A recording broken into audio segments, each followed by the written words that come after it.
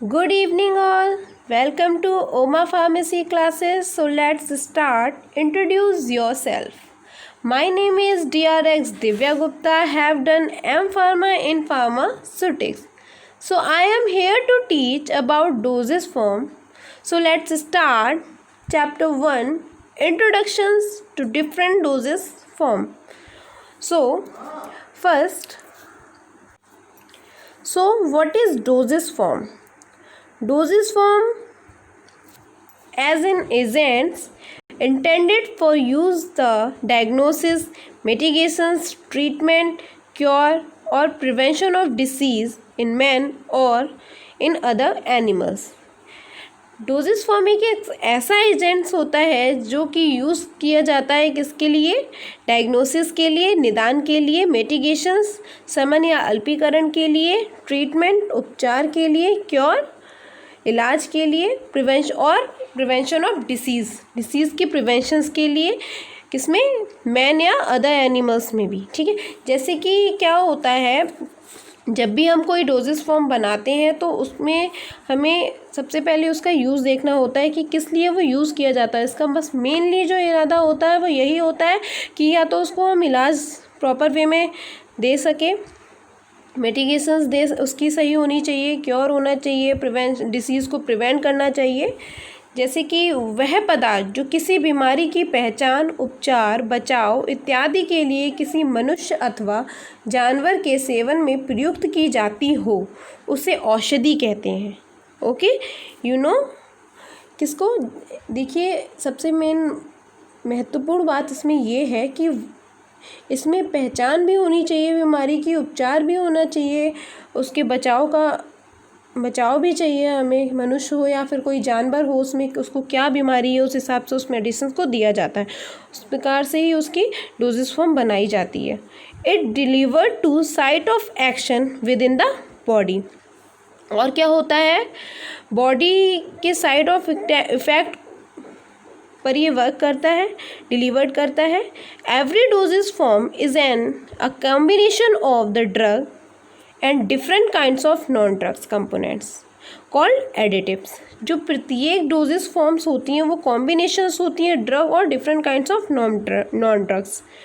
ठीक है, क्या होता है, ये कॉम्बिनेशंस होती हैं ड्रग की और नॉन ड्रग की, जिससे ये क्या बनता है, डोजेस फॉर्म बनता है. अब ड्रग्स लाइक क्या हो गई, ड्रग्स के अंदर हमारे क्या आते हैं, API. API is what, API stand for active pharmaceutical ingredients. Active pharmaceutical ingredients are chemical compounds that are actually used for diagnosis, treatment and prevention of disease. Active pharmaceutical ingredient जो होता है वो एक chemical compound होता है जो actually use किया जाता है किसके लिए, डायग्नोसिस के लिए, निदान के लिए, उपचार के लिए और प्रिवेंशन ऑफ डिसीज़ के लिए. Okay, and non drugs like additives and excipients, they are used to give a particular shape to the formulation, to increase stability, permeability and to make the preparation more elegant. जो additives और excipients हम drugs के अंदर use करते हैं उनका mainly work क्या होता है, ये तो एक पर्टिकुलर शेप के लिए भी होता है फॉर्मुलेशन के, है ना, और इंक्रीज़ कर देता है किसको, स्टेबिलिटी को और परमेबिलिटी को. और क्या करता है, मेडिसिन्स को और भी ज़्यादा ब्यूटीफुल, एलिगेंट्स बनाने के लिए वर्क इसका यूज़ किया जाता है. Okay, hope so you understood my videos and let's start importance of doses form. अब इसकी इम्पॉर्टेंस क्या होती है डोजेस फॉर्म्स की, is done for the following reason. Change the applicatives properties of drug. क्या करता है, एप्लीकेटिव प्रॉपर्टीज़, ड्रग की एप्लीकेटिव प्रॉपर्टीज़ को क्या कर देता है, चेंज कर देता है. एडजस्ट इफेक्टिव टाइम, और उसके इफेक्टिव टाइम को क्या कर देता है, एडजस्ट करता है. Decrease the side effect of drug, और ड्रग की साइड इफ़ेक्ट्स को क्या कर देता है, डिक्रीज़ कर देता है. Improve targeting ability, targeting ability को इम्प्रूव करता है. Effectiveness, to provides the drug within body tissues, क्या करता है, provide to drug within body tissues, body tissues के थ्रू, क्या इंजेक्शंस के थ्रू हम क्या करते हैं, इसको ड्रग को प्रोवाइड करते हैं। Liquid dosage form of drugs soluble in a suitable vesicle, liquid dosage form क्या हो, जो ड्रग होती है उसको सोल्यूबल किया जाता है सोल्यूबल वेस्कल्स के थ्रू, और इसका एक सोल्यूशंस बनाया जाता है। ओके, तो सोल्यूशंस एक syrup, just like a syrup and all things, उसके थ्रू हम क्या करते हैं, ड्रग को बॉडी के अंदर पहुंचाते हैं। Sustain release action through control release mechanism, sustain release action जो होता है हमारा, वो किसके थ्रू होता है, कंट्रोल रिलीज मैकेनिज्म के through, that is sustain release tablet, capsules, etceteras. Let's start the classifications of doses form. So what is classification of dosage form? These are divided into 4 parts. First of all, solid, ठोस, semi-solid, अर्ध ठोस, liquid, तरल, gas, गैसीय औषधि. So these are divided into 4 parts. So let's start first part, solid dosage form. What is solid dosage form? And these are divided into 2 parts. Firstly, unit dosage form and bulk dosage form. And unit dosage form likes included tablet, capsules, powder, etc. And bulk dosage form also divided into 2 parts. First of all, internal and external. Internal are divided subparts. First, fine powders, second, granules. And external included dusting powder, dentifrices, etc. So we are discuss about semi-solid. So let's start semi-solid. Semi-solid also divided into 2 parts, external and internal. Externals included like ointment, cream, paste, jellies, and internal suppositories and pessaries. Okay, and let's start liquid dosage form. Liquid dosage form also divided into 2 parts, monophasic, single phase, and biphasic, double phases. So monophasic is divided into 2 parts, external and internal. External like liniments, lotions, gargles, sprays, eye lotions, eye drops, nasal drops, mouthwashes, etc. And internals, syrup, elixirs, linctures, drops, etc.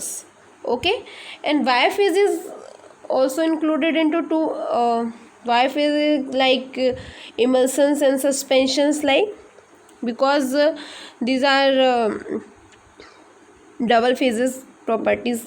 Okay, and gaseous dosage form. Gaseous dosage forms like included inhalers and aerosols, etc. Okay, and we are discuss about solid dosage form. So what is solid dosage form? Solid dosage form, that is called unit dosage form. इसको हम unit dosage form भी कहते हैं. Consisting of dose which are taken by numbers. मतलब इसको हम dose को जो है नंबर वाइज नंबर्स दे सकते हैं. जैसे कि हमने देखा होगा कि हम अगर टेबलेट्स लेते हैं तो इसको हम काउंट करके ही लेते हैं कि दिन में 1 बार या फिर रात को 1 बार या फिर सुबह शाम दोपहर 1-1 लेनी है.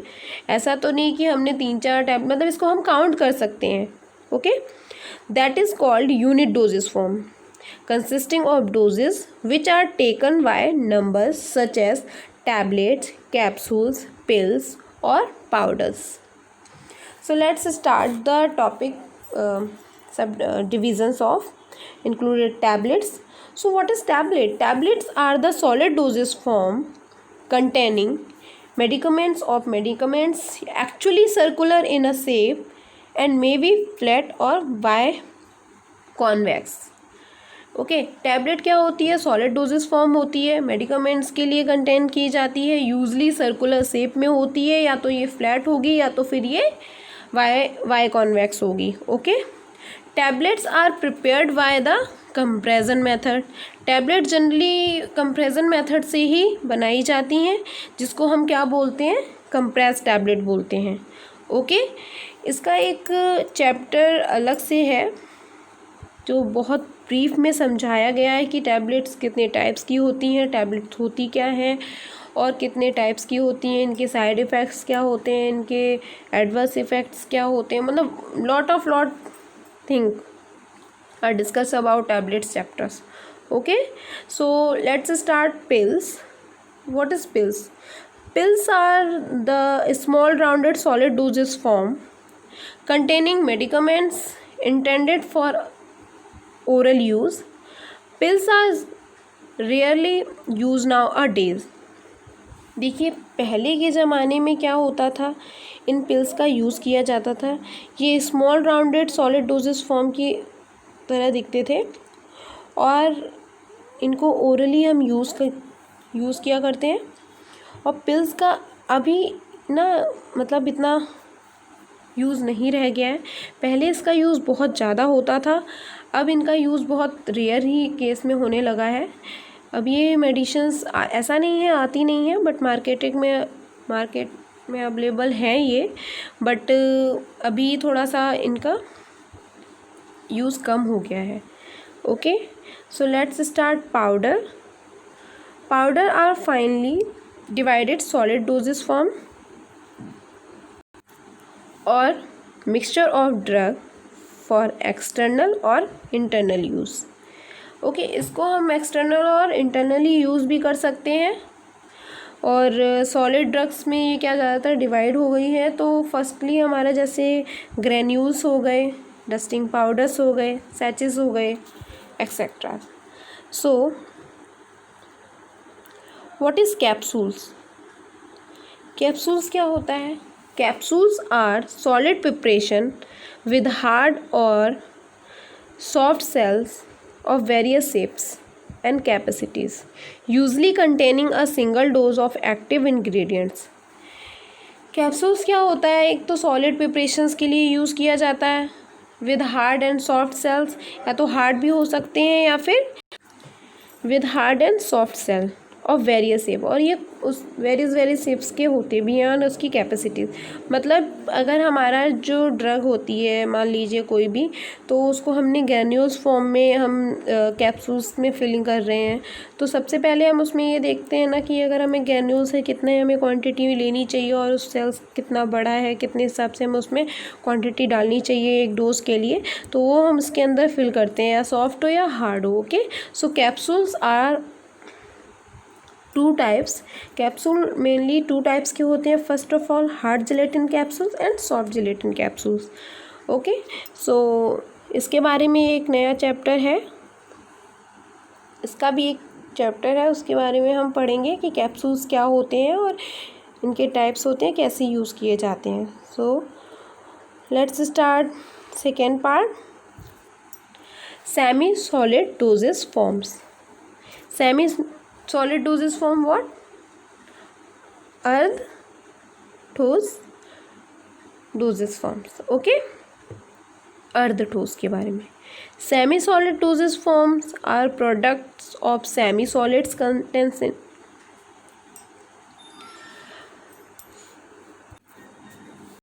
Semi solid consistencies and applied to skin or mucous membranes for therapeutic or protective action or cosmetic junctions।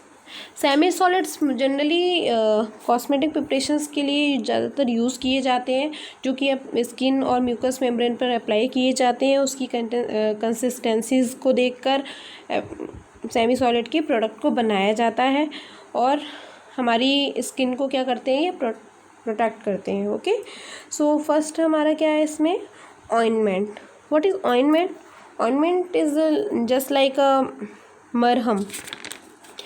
आप जानते ही होंगे कि जब किसी की चोट लग जाती है तो अपन कहते हैं कि चलिए हम लोग क्या इसको कोई ऑइंटमेंट दीजिए, लगाइए।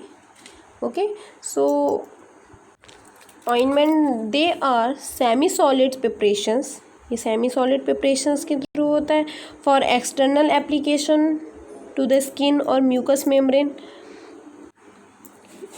एक्सटर्नल एप्लीकेशन होता है, ठीक है। तो स्किन के ऊपर हम इसको लगाते हैं, ठीक है।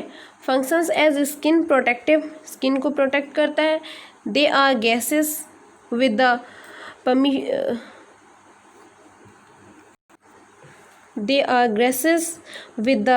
permissible additions of up to 25% of powder by weight, okay. तो ऑइंटमेंट का जनरली हम यूज़ सेमी सॉलिड प्रिपरेशंस के लिए करते हैं।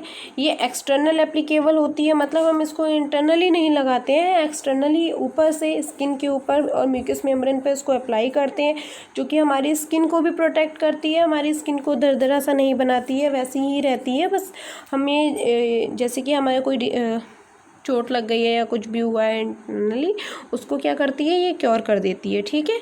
तो क्रीम क्या होती है, they are semi solid doses form that contain one or more drug substances dissolve or disperse in a suitable microcrystalline dispersion of long chain fatty acids or alcohol that are water washable and are cosmetically and acceptable, okay.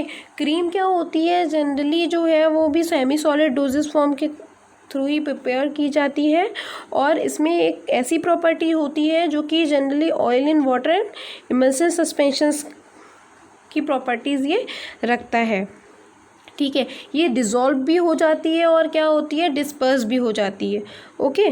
तो ये dissolve भी होती है और disperse भी होती है, इसकी ये प्रॉपर्टी होती है, यानी कि वितरित अवस्था भी होती है और घुलनशील अवस्था भी होती है इसमें।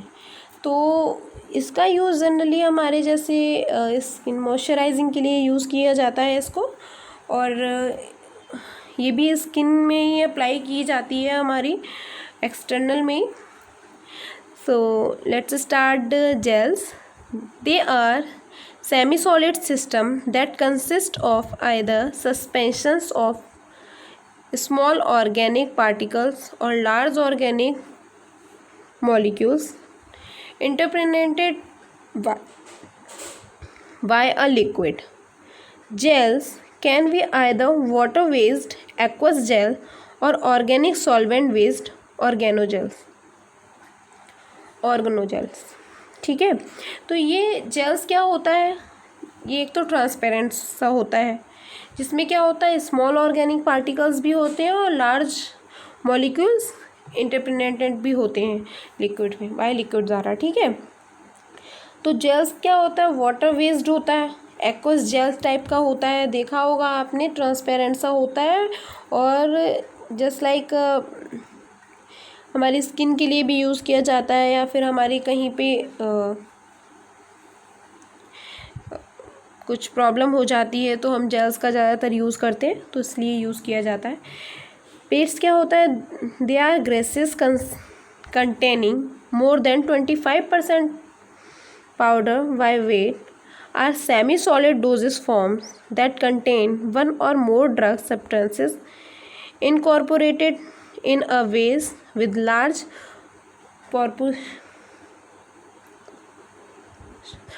proportional of finely dispersed solids, okay. तो ये प्रोपोर्शनल होते हैं किसके, डिस्पर्स सॉलिड्स के, okay. Large proportional of finely disperse solids, they are intended for the external application to skin but very thick and stiffs. ये बहुत थिक होता है और जस्ट लाइक क्रीम की तरह ही दिखता है ये, लेकिन क्रीम नहीं होता है, इसमें दो ड्रग्स का कॉम्बिनेशंस होता है, सब्सटेंसेस होता है जो इंटरकॉर्पोरेटेड करते हैं वेस के द्वारा, तो इसलिए इसका यूज़ हम सेमी सॉलिड डोजेस फॉर्म में करते हैं। Let's start liquid dosage form. What is liquid dosage form? Liquid dosage form commonly encountered in pharmaceutical practice are either monophasic or biphasic. Monophasic already knows single phase, and biphasic is a double phase. So monophasic system are the characterized by the presence of a single homogeneous phases. Okay, homogeneous phases होता है जैसे कि solutions, mixtures, tinctures, syrups, air drops, nasal drops, etc. Whereas a biphasic liquid dosage form consists of two distinct phases, that is emulsions and suspensions. Okay. Elixirs क्या होता है? Clear aromatic sweetened hydroalcoholic solution with or without medicinal substances intended for oral use, that is dexamethasone elixirs. क्या हो गया इसका mainly example? क्या हो गया? Dexamethasone elixirs. ओके. तो ये क्या होते हैं? एलिक्जिस जो होते हैं ये मीठे गंध युक्त और अल्कोहल युक्त गाढ़े उत्पाद होते हैं जिनमें अति क्रियाशीलता औषधियाँ मिलाकर दी जाती हैं, जैसे कि ये clear aromatics sweetened hydroalcoholic solution with and without medicine substances. Okay. तो with and without medicinal substances की भी ये बन सकता है. Intended for the oral use किया जाता है, जैसे कि डेक्सामेथासोन एलिक्जिस. ओके. तो लिंक्टस में क्या होता है? लिंक्टस जो होता है हमारा विस्कस होता है, मतलब कि गाढ़ा तरल उत्पाद होता है. लिक्विड और ओरल प्रिपरेशंस के लिए किया जाता है. That are generally prescribed for relief of cough, जैसे कोडिन्स लिंक्टस. ओके. तो जो लिंक्टस होता है वो क्या होता है? एक गाढ़ा तरल उत्पाद होता है जिनका सेवन मुंह द्वारा किया जाता है. सामान्यतः इनका प्रयोग खांसी में राहत दिलाने के लिए किया जाता है, जस्ट लाइक अ कफ, जिसको कफ की प्रॉब्लम भी होती है तो उसके लिए भी इसको यूज़ किया जाता है. इसका प्रयोग अल्प मात्रा में बिना जल मिलाए धीरे धीरे निगल कर किया जाता है. इसका जनरली यूज़ इसलिए किया जाता है, देखा होगा आपने, कहीं कहीं कोई कह देता है कि आप इसमें पानी मत मिलाइए. अगर आप पानी मिला देते हैं तो इसका क्या जो होता है प्रयोग, मतलब जो आपको प्रिवेंशन कम मिल पाता है और प्रॉब्लम घटने की बजाय बढ़ने लगती है. तो इसको क्या करते हैं, जनरली हम कफ के लिए यूज़ करते हैं. जो भी कफ सिरप्स होते हैं उनमें हम पानी का यूज़ नहीं करते हैं. किसी में कुछ ऐसे होते हैं जो बहुत ज़्यादा थिक होते हैं तो उनमें हम गर्म पानी का यूज़ करते हैं, है ना. तो इसमें क्या होता है, ये हम पानी का प्रयोग नहीं करते हैं. What is syrup? सिरप क्या होता है? Syrup aqueous preparation of 60% to 85% sucrose with or without flavouring agents and medicinal substances, that is chlorphen. तो जो सिरप्स होते हैं इसमें मैंने एग्जाम्पल्स दिए रखे हैं. Syrup, you knows that aqueous preparation of 60% to 85% sucrose with or without flavoring agents and medicinal substances, that is chlorpheniramine syrup. Syrup में क्या होता है? चीनी की मात्रा सबसे ज़्यादा पाई जाती है. 60 to 85% सुक्रोज होता है with flavouring agent and without flavouring agent also. Medicinal uses हमारा इसके अंदर सब्सटेंसेस होते हैं, तो हम सिरप का यूज़ सिरप को बनाने में यूज़ किया जाता है. मतलब medicinal substances with sucrose and all ingredients also. Okay. So let's start biophasic liquid dosage form. मैंने ऑलरेडी बताया कि बायोफेजिक लिक्विड डोजेज फॉर्म क्या होता है. ये एक डबल फेजेस होता है.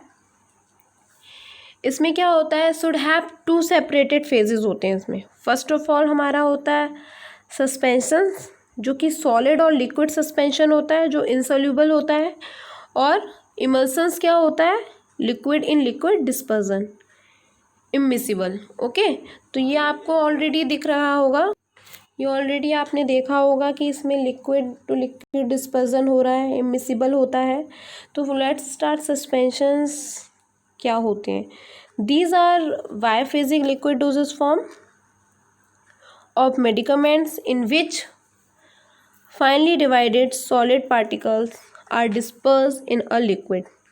ये आप देख रहे होंगे जब हम किसी भी सॉलिड को लिक्विड के अंदर मिलाते हैं तो मेडिसिन्स क्या होती है, ऊपर दो लेयर बना देती है. आपने देखा होगा डिस्पर्जन हो रहा है, मिसिबल हो रहे हैं, मिल नहीं रहे हैं, ठीक है ना.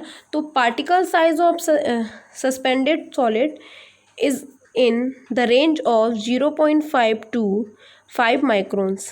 जो पार्टिकल साइज सस्पेंडेड के होते हैं वो किसकी रेंज क्या होती है 0.5 to 5 microns. Suspensions are of two types,